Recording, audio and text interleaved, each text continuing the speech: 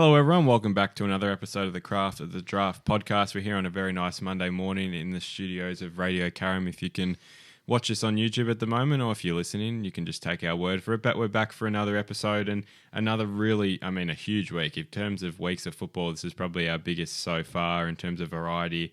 That big that couldn't even get to see everything because it was that jam-packed. But a lot to unpack in this episode, and we're going to start with the National Championships, and both Vics were in action for the first time this year and both got big wins at Icon Park. Not great conditions, probably didn't stop raining until three-quarter time of the Vic Metro Allies game, and Vic Country got a bit better conditions, a bit more desirable, and the kicking probably showed. But let's get straight into it, and we'll start with Vic Metro and Allies, and Vic Metro got the job done 9-13-67 to Allies 6-15-51. Scoreline probably tells it all in terms of the way the game panned out. I think Allies got out to 110 and pretty much set the tone for the rest of the day. That bad kicking is bad football in that sense, and they were always competitive. And fair play, I probably didn't give them as much as a chance as they did show in the end, but yeah, it was that midfield class that won it for Metro, as probably expected, and that's probably what's going to lead them through the champs. But let's start at the top. Jagger Smith brought his own football.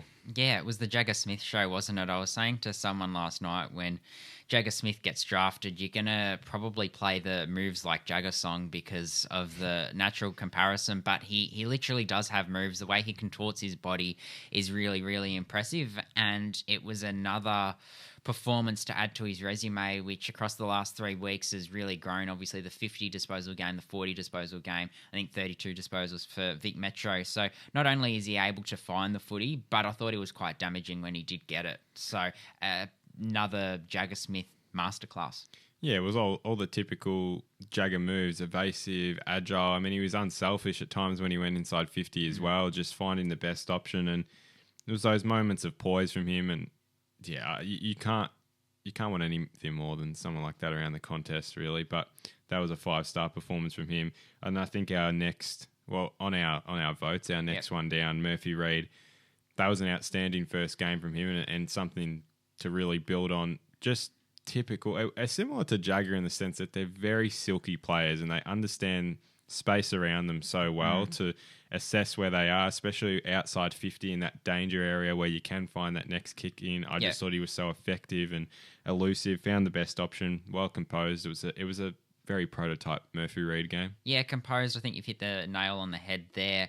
I said to you in the first quarter, I was a little bit surprised he was getting midfield minutes, not for any reason to do with him, but there's so many players that can go through the Vic Metro midfield. I just didn't think he would be in their top 3 or 4 options, but he well and truly proved me wrong. He's obviously had a strong bottom age campaign and had some moments this season without probably having that real statement game until Sunday, but certainly that was a great way to start the national championships with his calmness and, yeah, like you say, that ability to elude contact when he's in traffic, get out of traffic and then hit a target was really impressive. The one that really boosted his draft stocks the most, obviously Murphy Reid, really good, and we know how good Jagger Smith was, but I don't think people expected to see Damon Hollow perform as well as what he did, because he was playing on the wing, and that's obviously a secondary position for him. We knew we were going to see some positional flexibility with some of these Vic Metro midfielders, and he was one who well and truly showed he has got that versatility. He brought it from the first 10 minutes. I think he had 4 or 5 really big efforts, brought the energy,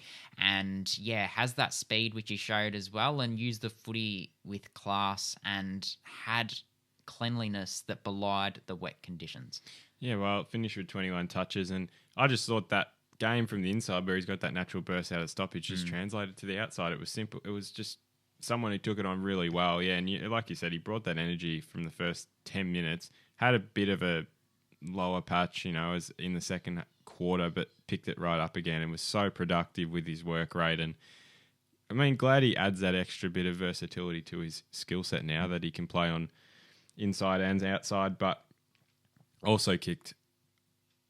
It was one of the match-winning goals in the end. Yeah. It was a set shot. It wasn't the match-winning goal in the end, but it was, one of those. Felt crucial. Crucial, yeah. Yeah, context of the game. The setup of it. But he was terrific. Yeah, certainly. I think as well, Levi Ashcroft played well without having that absolute statement that Jagger Smith had. He was pretty good in the Metro midfield, kicked a crucial goal as well. Yeah. was the free kick there or not? You're going to question that, obviously. But, to kick a set shot from the boundary line and show that finishing polish was really good. And drop punt as well. Yeah. It was a ridiculous shot. Absolutely. And, we know his work rate, his ability to get to so many contests and put himself in ball-winning positions. I thought he was really good. Harry Oliver's one that we have to touch on as well. I thought his pressure in the back line was really strong, showed his quick hands, and just hit his targets, was really efficient. Yeah, high footy IQ. That's just naturally the way he goes about his game, and helps when you've got a midfield like that to look up and find. And yeah, it was just really effective with his touch in the end. Yep. I think someone else that I'd probably want to give a shout out to, I'm just looking at the Vic Metro backline now, and maybe we go through lines, but Luca Grego I thought in the backline was pretty good. He was quite strong over the footy, brought that trademark pressure and hardness. I thought driving into the game yesterday, Nathan, and I think I said to you, it was, raining quite heavily. Who do these conditions suit of the players that are playing? And I think I thought Luca Grego, and he did have some nice moments with his follow-up, and he hit his targets generally pretty well as well. So that was good to see. Harry O'Farrell had some okay moments in the back line. Probably would have liked to have been a little bit cleaner, but got himself into good positions. And obviously we touched on Harrison Oliver as well. I mean, I'd like to touch on Jaden Ewan, and I know we had kind of mixed opinions about his game, and I thought he was quite productive. And whilst the disposal efficiency, I mean, we don't have that stat. I'm surprised given these are on the AFL stats. Oh, you do have disposal efficiency, but effective disposals aren't there. But I thought he was pretty productive, kept moving up, and that work rate high up the ground at times was clean by hand. I thought just those few kicks that were an inch off, but for someone who's probably a bit lower on the confidence scale compared to most in that Vic Metro team, I thought it was a pretty productive outing. Yeah, I still think he would have liked to have done a fair bit more. But I think naturally that's a game you can build on and say that was okay for my standard, and he's probably got still another level to reach this year, and he probably has to reach another level, but didn't think it was too bad. And probably the last Metro player I'd bring up, unless you want to bring up any more, is his Calder teammate Isaac Kako, who had his small forward moments, and that's all he had to have, really, just really crafty, read the ball well ahead of the play, and kicked another goal at the end of the game that pretty much, one of those crucial sealing goals as well. Yeah, I think it's also important to touch on Pat Reshko. Yep. If the wingers didn't play well yesterday, I think I would have been pretty harsh given the fact that Lucas McInerney, who hopefully gets a game later in the championships, was overlooked as a specialist winger. But yeah, I thought he was pretty good. We know how hard he works, his ability to cover the ground. Maybe would have liked to have been cleaner with his disposal at times, but certainly still found plenty of the footy and ran those lanes really well and held his wits. So I really liked what I saw from him. Can I just, before you move on? Yeah. Jaden Ewan, 88.9% disposal efficiency, second on the ground for Metro. Yeah. So maybe it wasn't as bad, but just didn't find as much of the footy, and still made some errors. Still can reach another level. But yeah, let's move to Allies. Just Lenny Hoffman as well. I thought was quite productive down back. But yeah, move on to the Allies, and Sam Marshall is someone whose game you were really high on with his repeat efforts, and I thought his decision making when he got the footy was pretty strong as well. Yeah, 100%. He's one that I think goes completely under the radar. I guess the factor with him that probably doesn't rank him as high as the other mids that were out there is his hurt factor generally. He's just very productive, out of the contest and moving the ball in transition, and that's his main game. And that's what he's done for Allies the whole time, the whole championships. But he's just so well prepared. When he looks up, he knows where that next kick is going, isn't afraid to push it out wide and keep the ball moving in transition. And then move it inside 50. You want him to hit a target, he'll hit a target. And in such wet conditions as well, I thought he did it pretty well. And I can understand why he's someone that you can kind of miss as the game goes on, because just a workhorse generally and does the little things really well. But, compared to someone like a Lombard where he's taking the game on himself and will literally take the game by the scruff of the neck and say, I'm going to win this myself. Marshall's just that one that will do all the work for you. He doesn't go unnoticed, but he's just, he's that typical team player in the sense that he just does everything so well. He's leading our votes at the moment as well. Obviously, the Allies have played more games than the other teams. Have only got the one game to go, but certainly having a good championships. The Brisbane Lions Academy product. Lockie Hogan, a GWS Academy product, is one who was brought in for the third game after Geordie Payne was drafted. Unlucky, I thought, to get overlooked in the initial squad, and we've talked about that on this podcast, but I thought that first half he really proved some doubters wrong with his tough contested concerted work. There was some repeat efforts, some hard work in the contest. And when he got the footy, his kicking efficiency was really high. There was one target in particular where he hit right on the boundary line. It was about a 25-metre chiselling pass where if it had any more flight, or it was about half a metre to the right, then it would have been punched over the boundary line. It was half a metre to the left, it would have been out on the full. Hit his target perfectly, and I thought he did it all day. Yes, he had a quieter second half, but certainly a game to show what he can do at the level. Yeah, well, your man gets his opportunity, and he was quite productive, and he's that effort player, like will not give up in any sense. 4 quarters of consistent football, and probably wasn't able to find the footy as much in the second half, but I thought that first half, when there was a bit of forward pressure coming in, especially from Metro's way, stood up, was reliable back there, so pretty impressive, and he'll have one more game. It was interesting to see that he probably clearly played his better footy on the day off half back than when he went into the midfield, because I've probably preferred him in the midfield for Bendigo, but yeah, shows he can play off half back at a pretty high standard as well. I'll tell you, someone who played at a high standard was Zeke Euland. I thought found plenty of the footy and generally did really good things with it. His vision and decision making is really strong, and had a couple of really nice moments where he just showed that silky skill that you've been really high on through the first couple of games of the championships, and kicks it to really dangerous spots when he's going inside 50. Oh, 100%. He's not even this year, he's next year as well, which makes it a bit more scary for that draft crop and where he'll end up. But I thought it was some extra things as well. He took a really good intercept mark, showed a bit of athleticism, which probably hasn't been the key of his game. It's that left foot of his that's so lethal. Nearly had a really nice goal from 50 where I was like, kick that, like you're 50 metres out on the run, and had a good go at it, just missed. But so silky, yeah. He's gutsy as well. Like, he's willing to take that corridor kick on because he knows he can hit it with that left foot. So similar to someone I'd say last year, like a Tarkin O'Leary, who just had that ability to size up what's in the middle and just hit it on a 45-degree angle. And he was their leading disposal getter on the day with 25 touches, and thought he was actually going to lead the votes when I was adding them up. But he's currently second in the medal tally. So he's been massive. He's been in the top 3, I reckon, each week. Just a couple of forwards to touch on from an Allies perspective. Ollie DePaul-Cubank kicked some important goals. Really clean crummer and just makes the most of his opportunities. Josh Murphy won his one-on-ones. I think he won a couple of free kicks as well, because he just causes so many, I guess, headaches for his direct opponent with the way he's able to guard the drop zone of the footy and his strength. They don't have a real play at the ball, and then they're forced to sort of go for the body or go for the jumper.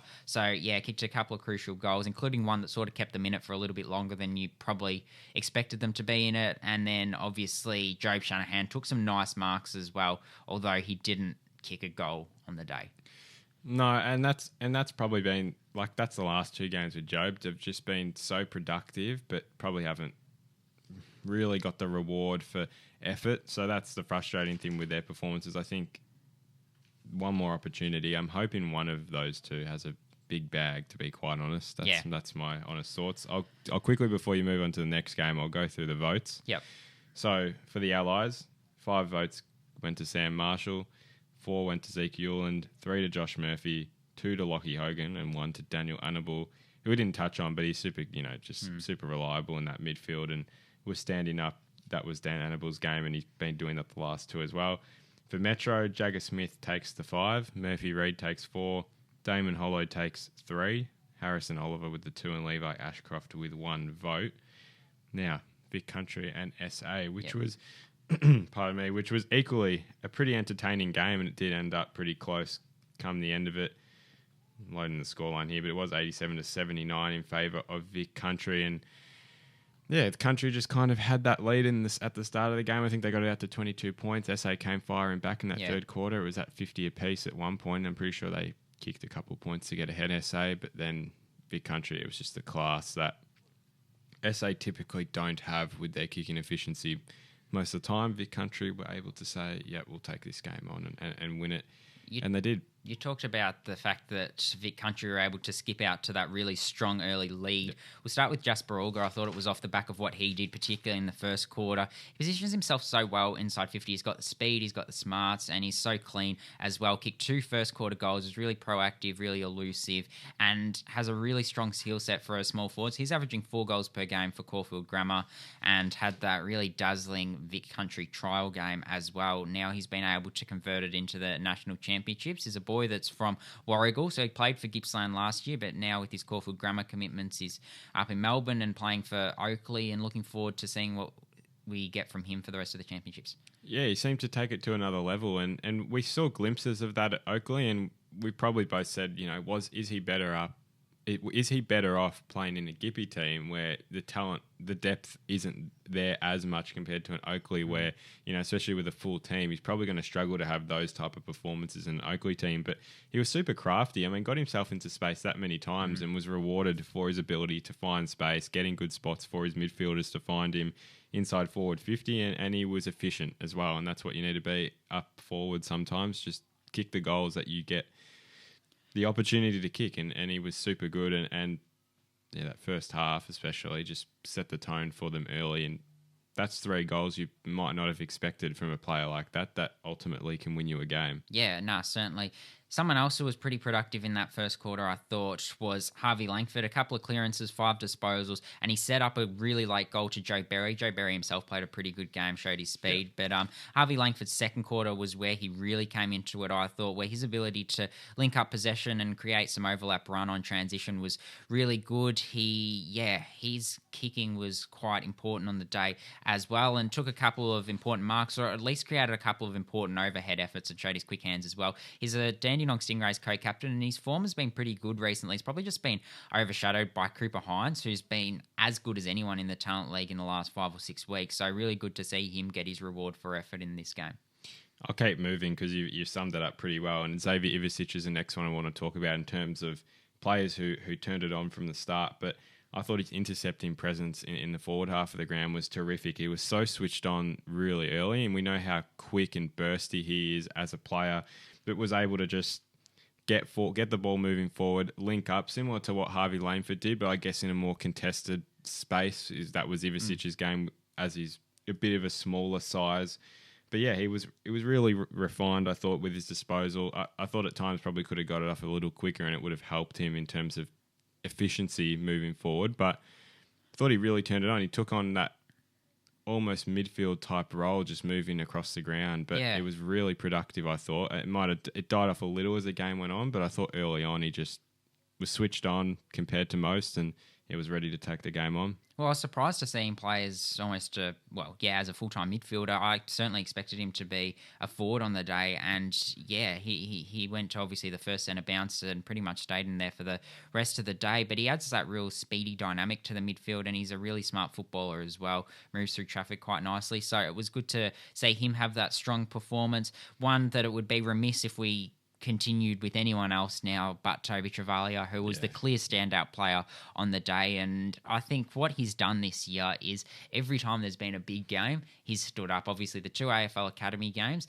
and now this game, and you associate run and dash and flair with Toby Travaglia, but in all 3 of those games, it's been his defensive application, his repeat efforts, his competitiveness, and his intercept marking, which has really caught the eye. And we know he's got that dash as well, and he showed that flair on the day, but certainly another big performance to add to his growing CV. Oh, 100%. I mean, you summed it up again well, but it was really the defensive application, like the little things like, just consistent tackle pressure, those repeat efforts that's not really his game. Like in terms of, he's just that real quick rebounds, reads the game so well, but it's those little things when the ball comes to ground that loves from him that just added that extra element to his game. And he's been so good in all those rep games. Yeah, if I could just add one thing, I'd almost argue now that is his game. I'd almost argue his defensive stuff has gone past into that. his offensive game. The reason I say that, his disposal can sometimes let him down, whereas you always know what you're going to get in terms of work rate. And he took a really important intercept mark late in the game as well as a contested mark. He just finds a way. He's a really good player. So, yeah, good to see him play well. Well, I think the other, there's probably some others we should touch on. Xavier Lindsay being chief among them. I thought he worked his way into the game pretty well. His kicking efficiency and his overlap run was at its trademark best. Ollie Hannaford, you really brought that pressure and strength and toughness as well. His closing speed a couple of times was there. So, yeah, he probably played stronger in the second half than in the first half. And Lockie Jakes, I quite liked his game. Just a nice role player in the back line and certainly showed his X factor. He's got that athleticism. I know you talked about it last week, Nathan, and he rebounds really well and is able to take a grab overhead. The other couple I might mention, Harry Charleston I thought was quite good for his first outing. yeah, it was his typical productiveness out of D50 with that speed to move the ball forward, and got off his opponent quite a lot and was just able to generate quick speed and move it forward, especially to the outside. And yeah, even had some nice moments, with a nice clean spin with a couple around him to move it out. So I thought that was quite productive from him. I thought he went up to that next level quite seamlessly. I'll just kind of touch back on Joe Berry, who we mentioned before, but was super effective inside forward 50 as that real danger small forward who popped up at the right moments, kicked some crucial set shot goals, and had a really nice, drop of the ball, runs onto it, runs into goal. So it was pretty prototype small forward stuff from Joe Berry, and pretty much picks up where he's left off at Murray. Absolutely. Cooper Hines was quite effective in the forward line as well, I thought. With his strength, he's really hard to beat one-on-one. But we'll move on to SA. And Nathan, I know you were pretty high on the game of Jacob Newton. 100% I was. I thought he was arguably the reason SA were in this game, especially come that third quarter when they needed someone to stand up. He was 100% there. Just terrific forward presence. Was really tough with his body work to outmuscle a few of his opponents, generate some space, and got in great spots inside 50. Kicked really big set shot goals, and not easy ones at that. Ones from 45 metres out, on that slight angle where 50-50 shots, but he was just terrific all day, I thought. And whilst the stats might not reflect that he was, one of their top on the ground, was just super impactful in those moments that really mattered for SA. Finished with 3 goals, and I thought he did everything he possibly could to have willed SA to the finish. Yeah. But it wasn't to be. But he was terrific for them. A couple who there's going to be natural interest in, obviously Ben Campriali and Tyler Welsh both played pretty strong games. Ben Campriali found plenty of the footy, and Tyler Welsh really stepped up, I thought, in the second half. Yeah, I mean, I'll start with Tyler Welsh, and I watched a game of his last week where he kicked 8 goals in the Sample 18s, and he's an odd player to play on, and not that I'll ever get to experience that, but he just turns it on for a matter of minutes, and it's a weird style where he's in most plays he doesn't really impact, and that's probably the honesty there. He's not really that impactful when a big contest is there. He's good one-on-one. That's his strength, and that's where he'll typically win most of his footy. When he needs to impact at ground level, he's probably not there as much compared to his other forwards, but he was probably able to get the better of Mitch Lloyd in the end, and I thought Mitch Lloyd did relatively well. He held a good account of himself, especially given the size difference. I mean, Mitch Lloyd's not, he's that kind of that leaner half-back type that can roll out, whereas Welsh, Welsh is big. He's a huge kid to play on, but yeah, created separation a couple times and ended with 4 goals, and that's just what you're going to get. Nearly kicked one late. I think that's what put him within 8 points in the end, but yeah, he's an odd player to play on because he just has his moments, and he'll be quiet for what is a 100-minute game. He'll be quiet for probably 80 minutes of it. So hard player to play on. I'll go to Ben Campriali now, who, he was one of their best. I've been pretty critical of him, and maybe that's just as a Carlton supporter, that's like I want to get the best of him when he comes to the club, right? But I do criticise his kicking quite a lot. If you watch his game closely, and both of them, Ben and Lucas, they kick really weirdly. And I think it's a general SA thing. SA kicks a bit different. I don't know why, but they kick a little differently. That's where I was kind of frustrated with Ben early, because he'll get himself into good spots. He's terrific around the contest. He'll get himself into a bit of space, and then the kick goes wayward, and it kind of messes up that transition down the ground. But in saying that, in and around the contest, he's 100%, right? That ability to win a hard ball, get it out quickly by hand. He's super efficient. His work rate is terrific and one of the best on the ground. And I was throwing up. I'm like, does he go in my top 5? Purely because that kicking efficiency is like, well, when you look at the game in a whole, it does let him down at times. But, if you take Ben Campriali out of that game, the SA get that close? No. Yep. So, that's why I had him up there in the end. A couple of others to just very quickly touch on. Tate Delmenico, I thought, had some really important efforts in defence, a really important tackle, and Angus Clark as well. Both of them probably pieced together pretty close to full games. Yeah, Delmenico was terrific, I thought, with his defensive applications. Different to Travalia in the sense that it was his one-on-one ability to shut down his defender. Probably struggled a little bit when it went out the back, but do most defenders, So, but he was terrific. He was pressure to force a few holding the ball calls as well. His one-on-one strength, it stood up. Clean hands when it went to ground as well. And I just thought that intent from him was terrific.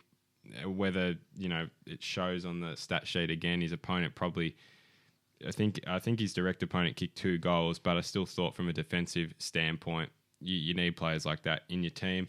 Angus Clark, I just thought he was super efficient with his offensive flair out of D50, clean distributor, had some really good defensive moments where he was able to spoil a few one-on-ones. But in the end, I think Joe Berry probably got the best of him with those 3 goals, but I still thought tactically he stood up for SA and was able to provide that drive out of D50. Absolutely. That wraps up the wrap of the national championships. Votes. Let me give the votes. Yeah. Yep. SA, 5 for Jacob Newton, 4 for Tate Delmenico, 3 for Ben Camporelli, 2 for Tyler Welsh, 1 for Angus Clark. From Vic Country, 5 for Toby Travalia, 4 for Harvey Langford, 3 for Jasper Alga, 2 for Xavier Ivicic, 1 for Xavier Lindsay. And I'll quickly give you our top 3 right now, which Sam Marshall sits on at first with 13 votes. Leo Lombard sits at second with 10 votes. Zeke Euland sits at third with 7 votes. There's 6 players currently on 5 and 8 players on 4, but Allies have played 3 now. So obviously that top 3 isn't too surprising, and there will be a catch-up at some point, and especially when SA and WA play this weekend, it'll be a bit of a different mix, but we'll move to the next. Yeah, so while those 2 games were occurring at Icon Park, down the road at RCA Park in Moorabbin. It's a long road. Yeah, it was down the road. Was a AFLW Academy versus under 21 All-Stars game. The under 21 All-Stars made up of players from across the country. So we know in the first under 23 All-Stars, I believe it was just from Victoria, whereas this was talent from across the whole country. Sierra Greaves won the medal for the AFLW Academy, finishing with 25 disposals and 7 tackles. So really good to see someone stand up in the midfield. Ash Centra didn't play this game as a result of a little calf injury. Want to be super conservative with a talent as talented as Ash Centra. Yeah. Sierra Greaves really took to that role really well. Havana Harris finished with the 19 touches. Emma McDonald's taken her game to a new level, 15 disposals, 8 marks, and her field kicking was really effective on the day from all reports. So that was really good to see. And also had Zippy Fish, who...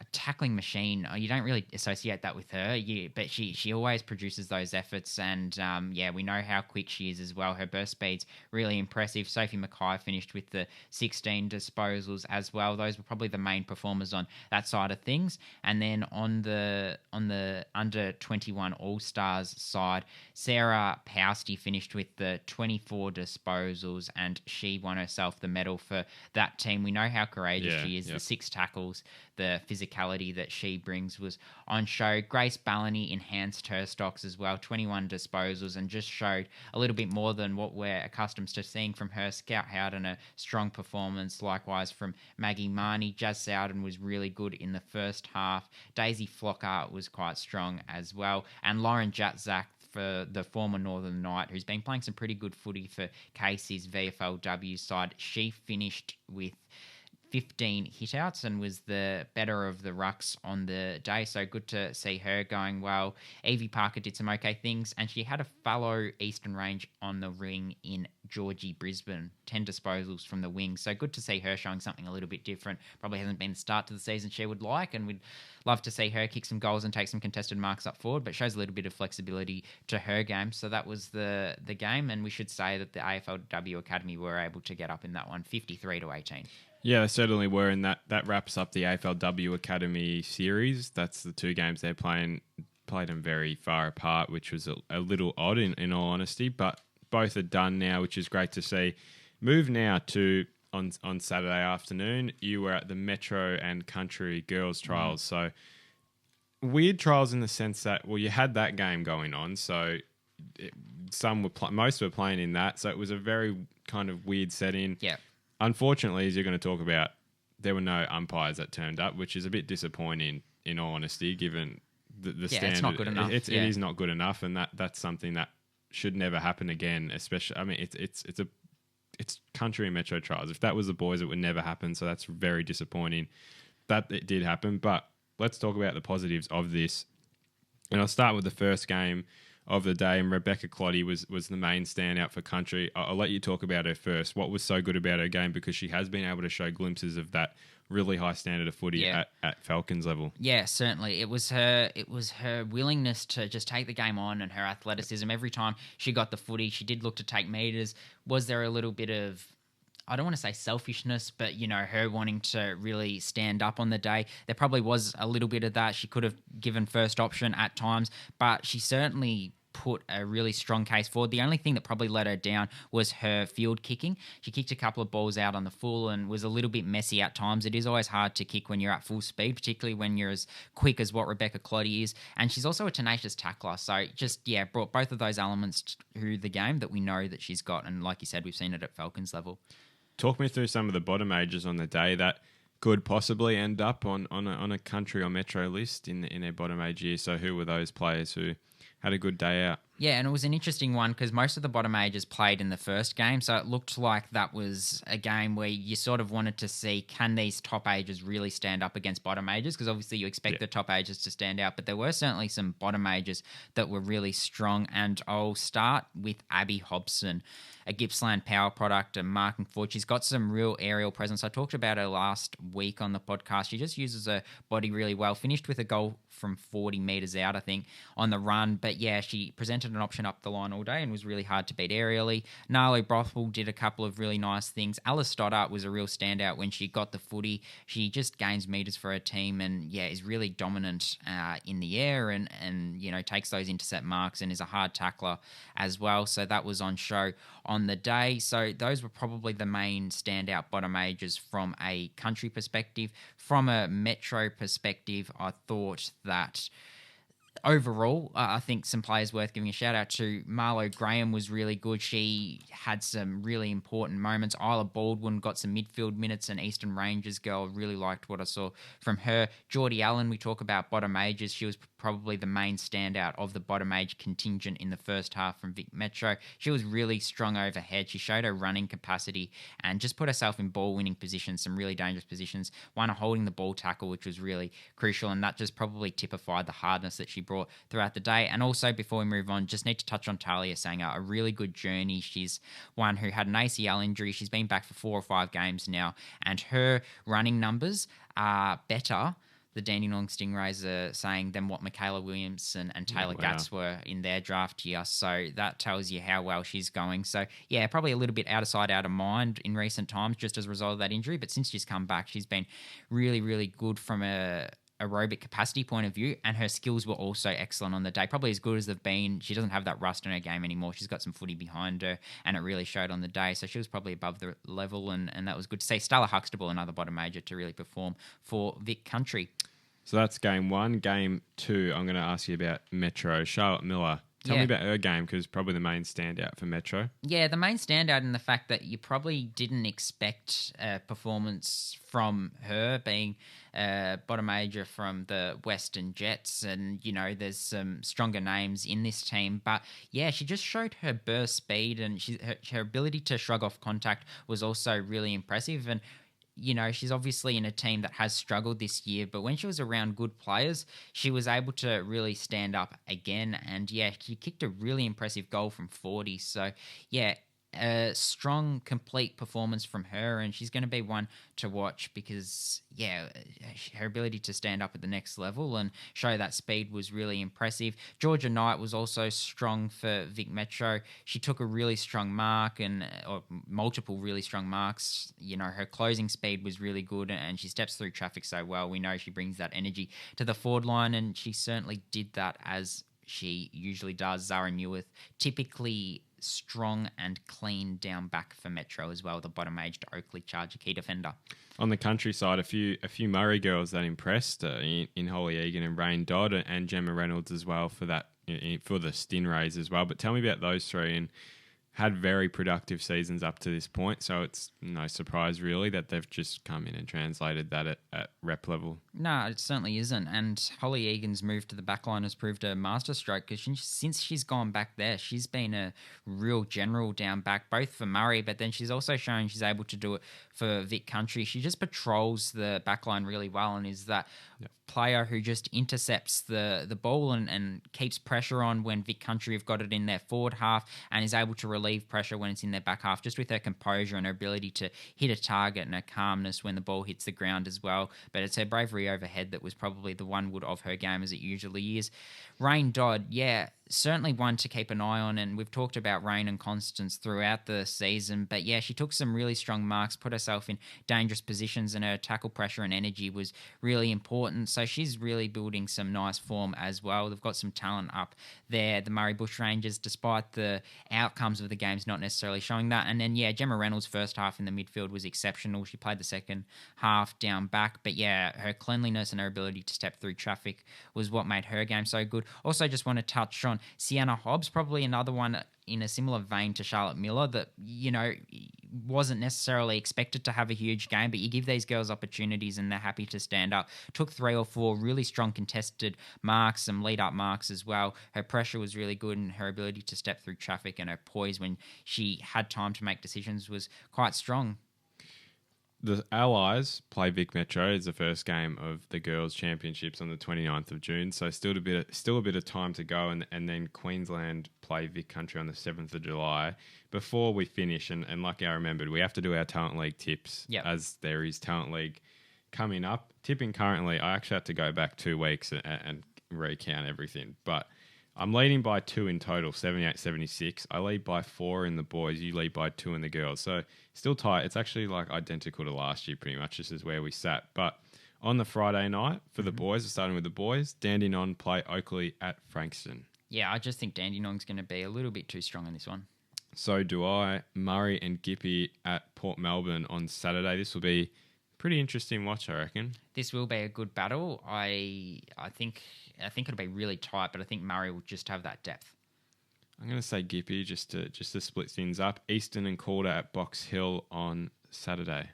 Easton obviously missing their school kids at the moment, and obviously that weakens them. But I still think they should just get the job done. But Calder will give a pretty good account of themselves. I was at this exact game last year, and Calder absolutely stomped them in the Hugo third Garcia quarter. in the wet conditions. This was 8-goal third quarter, and don't think the same thing will happen. But I still think Calder will get up and had a good win a couple of weeks ago. Bendigo and Sandringham. Who thought we'd be saying that sentence? To be honest, because this hasn't happened in years. Like, since at least I've been following it, these two have never played. So, yeah, it's very interesting. Who do you think will win? Yeah, Bendigo will be far too strong in this one with the schoolboys out. So, yeah, I'll agree. Geelong and Northern. Northern. Just. Yeah, I reckon, Northern. Geelong haven't been in great form. And then Rebels and Tassie at Craigieburn. Yeah. Tassie, despite missing their top enders, they always find a way. They're a well-run program. Tassie to make it 7 in a row. That is ridiculous. For the girls on the Saturday, Calder and Western at Craigieburn. I think Calder get their second win of the season. I think Western get a win there. Northern and Oakley. Oakley. That'll be actually very interesting, that game. Shows you where Northern's at. So I'm quite interested to see the result there. Double header, Easton play Sandy before Easton Calder. Yeah, I'll go Easton.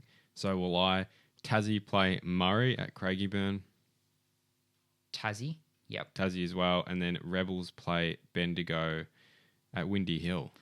That'll be a really tight game. I don't think it'll be, despite the ladder positionings, as one-sided as you expect, but I do still think the Pioneers will be slightly too strong. Well, you watched this a couple of weeks ago. I mean, this is a quick turnaround. Who'd you just say? I said the Pios. So I'll say the Rebels, and we'll try to split things up as much as possible. But that wraps it up for today. Thank you all for watching. Next week, back to Talent League, normal programming. I'll be reporting on the SAWA game to happen for the Boys Championships on Sunday afternoon. Thank you all for watching. Check out our socials for more, and we will see you in the next episode.